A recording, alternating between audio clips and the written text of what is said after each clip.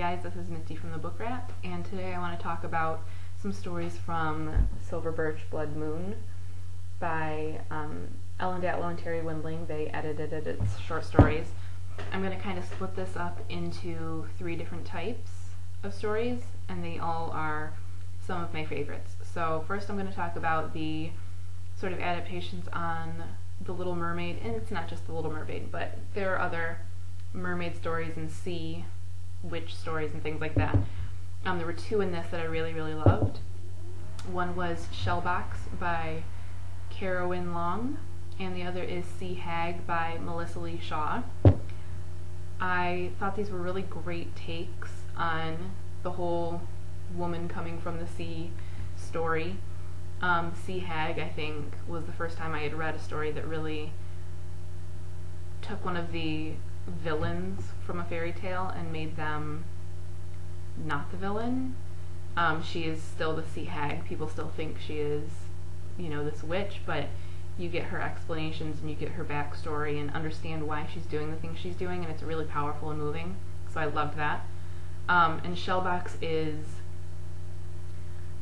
sort of brutal and beautiful, and it really reminds me of the original Little Mermaid when things are not hunky-dory. It's not Disney at all. So these are 2 very different tellings of the tale, and I loved them both individually, and I loved how they kind of complemented each other. So Sea Hag, Shellbox, check those out. The next section I want to talk about is variations on The Fairy's Gift. It's also sometimes called Toads and Diamonds, which is a story of 2 sisters who are cursed or blessed, depending on how you look at it. One spews nothing but bugs and frogs and things whenever she speaks, and the other spews anything precious, gemstones, flowers, things like that. There are 2 completely different takes on this story in Silver Birch, and I love it. One is called Toad Rich, and has a very fun twist ending, and it's a lot more kind of, they're both really dark, so I don't want to say it's more dark, but the main character, the narrator, she's more dark. The other story is called Precious, and it's, I'm not sure how you pronounce her name, it's by Nalo Hopkinson, and I absolutely loved this one. It is sometimes a hard story to read. It is about abuse and overcoming abuse, and so she kind of took the story and applied it to something more human, and took it a little out of the fairy tale realm, even though it's what's happening and is still fantastic. And it is set in more modern times, and is disturbing to read. Toad Rich is more traditional to the fairy tale, but a fun twist, and I really like the ending. So if you get a chance to check those out, they are really fun cross reads, Toad Rich and Precious.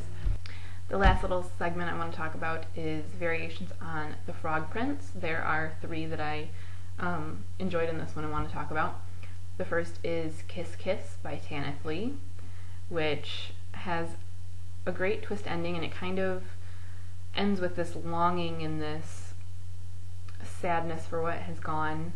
And it reminded me, even though they're nothing alike, of Gogu from Wildwood Dancing.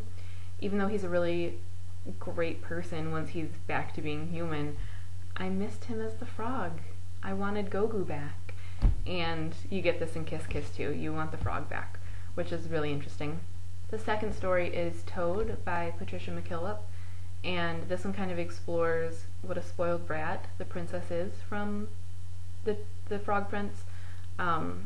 This frog rescues her golden ball and just wants to be close to her, and she's pouting and bratty, and understandably. I mean, a frog wants to eat from your plate. It's a little strange. But this explores that and is kind of a fun twist, and I love the last few lines. I don't want to spoil it for you, but it was a little icky and funny and just good, fascinating. I really liked it. And the last is possibly my favorite of the 3. It's called Frog Chauffeur. It's by Gary Kilworth. And it sort of broke my heart. I loved it. I loved the relationship with the narrator and her frog. I loved how it ended, but hated how it ended. It was just really a great variation on the tale, and modern but with a traditional feel, and really enjoyable. So I know that was a lot to cram in, and I didn't give you a ton of information on any of them. I just want to kind of pique your interest, but I think they all make great cross reads with each other. And there aren't very many stories in this volume that I don't like, so definitely pick it up. But just to recap, that was Sea Hag and Shellbox, great mermaid tales; Toad Rich and Precious, great fairy's gift tales; and Kiss Kiss, Toad and the Frog Chauffeur, great frog prince tales. Hope you check them out. See ya!